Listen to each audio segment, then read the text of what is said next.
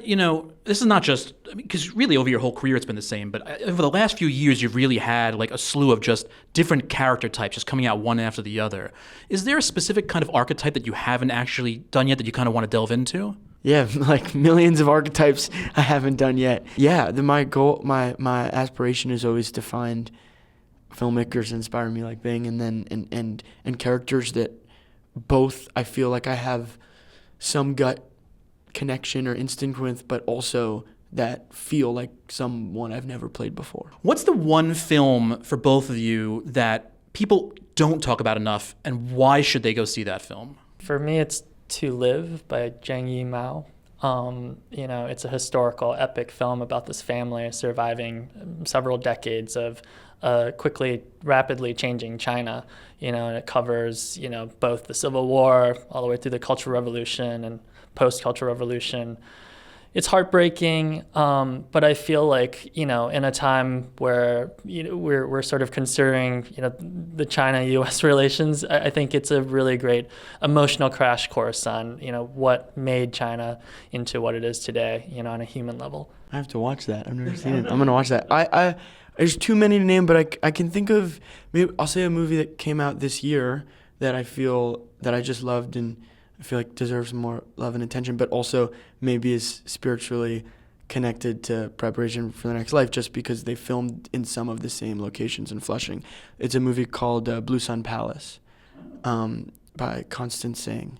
And I saw that a couple months ago and was just totally blown away by it. What she does to him. What she does to him. She makes him believe. In what? It is a relationship story, but there is a backdrop of that immigration tale as well. She's basically an immigrant her whole life. From where she first comes from, she's almost not seen as the same. And I'm curious as to, is it important to you to kind of hit certain notes that people get an idea of she never felt comfortable by the time we meet her? I don't know if it was that she never felt comfortable. I think for me, the goal was to try to show that she's very resilient and she's arriving in this place thinking, I am going to live out the American dream and nobody will stop me. I know everybody calls him Skinner, but I see his name's Bradley. But so sometimes it feels weird to call him Skinner. But for Skinner, is it also this idea that our soldiers go away and they come back, they almost feel the same way. They feel like they're somehow outcasts all of a sudden a lot of times, that they don't feel like they are part of our world. I also think what Binger just said of, there's this sort of dream. He enlisted really young. Like you have this idea and this dream of something.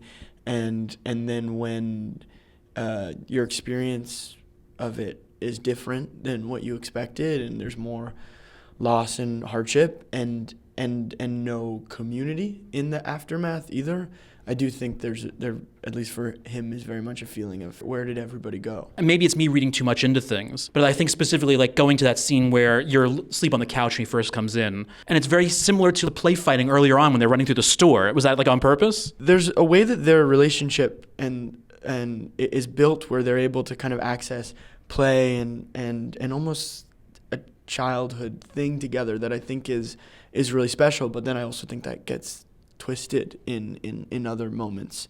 But yeah, it did feel connected to that play maybe in his mind, and then it turns into something else. Part of what drew me to the story about these two characters is that they were both very, like so much of their characters are about the physicality of their bodies, right? Like Aisha loves running and working out to try to prove herself to this kind of like father figure that may or may not be around in a literal way for her. And for Skinner, he went to the army. He connected with his best friend in the army, this guy Jake, through physical exercise. And so what they connect on is this physicality. Yeah, and I was really interested in, what would happen if they're no longer connecting, but one of them is trying to reconnect in the only way that he knows how, which is physicality. Because these are for me, these two characters don't have examples of healthy relationships. They had to grow up really fast. And I think, this was just their way of trying to connect beyond language and, just didn't work out. I think it's like one of the first three lines she has in the opening monologue, or narration that is, I don't have anybody to talk to you, so I'll talk to you, even though she's not physically doing it. So is that idea of also having, even if she knows maybe certainly what happened, she treats it differently? What I wanted to go for was this sense of somebody trying to talk to someone beyond, and it's almost like kind of by the end you realize that it's a little bit of a letting go. Like, I'm okay now. Like, I'm going to tell you, this is sort of my like sending off letter. This is what happened to me. I went through this transformative experience and I'm going to say goodbye to you. It's a little bit of a grieving process within, her talking to her dad.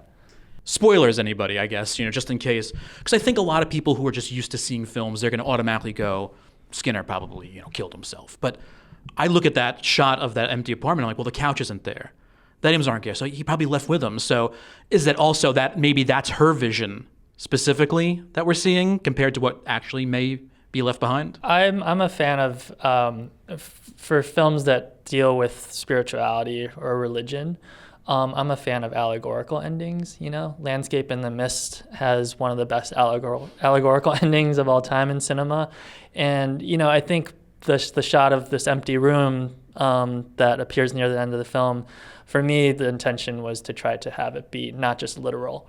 Do you find yourself, whether it be in production-wise or for your character-wise, do you actually care if you have to think about, I want to know what even if we're not going to show it, I kind of want to know what my character what happens to them? It's a really interesting question. I think that through the process of working on this, I found maybe more hope than maybe was the initial expectation. I felt like through each day's work, through our rehearsals, through the ways that we kind of pushed the story, it led me at least to feel that there were more possibilities in his life than maybe he thinks at the outset. It's hard to exactly answer, but to provide some feeling of that, I think there was a sense of thinking about those questions, like how long his future might be, affected different ways of how we approach the scenes. And it really did change in real time as we were working on it.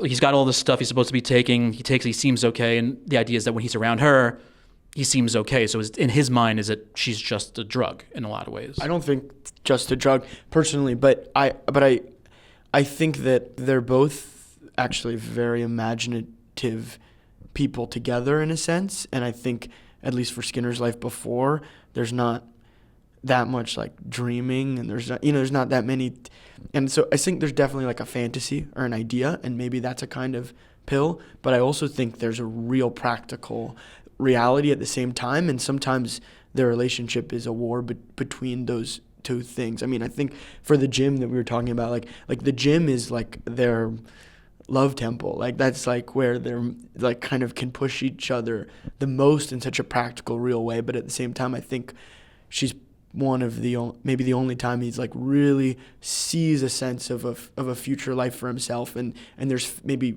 fantasy in that, which is its own drug sometimes. I'll say that this film is a little bit about being an outsider, and I think part of the difference between Aisha and Skinner's characters is that they have different kind of degrees of outsidership. They both kind of felt like outsiders overseas, and now they're in this country and they feel like outsiders. But Aisha, she is working and living in Chinatown. She's like interacting with people on a daily basis. There's a kind of, network that she's a part of. Skinner really doesn't have that. Yeah. And so I'd say that there's a kind of reason why there's, a lot more emphasis that he places on this relationship. Well, gentlemen, thank you so much for your time. Thank you so much. Yeah, thank you. You will have peace in the next life.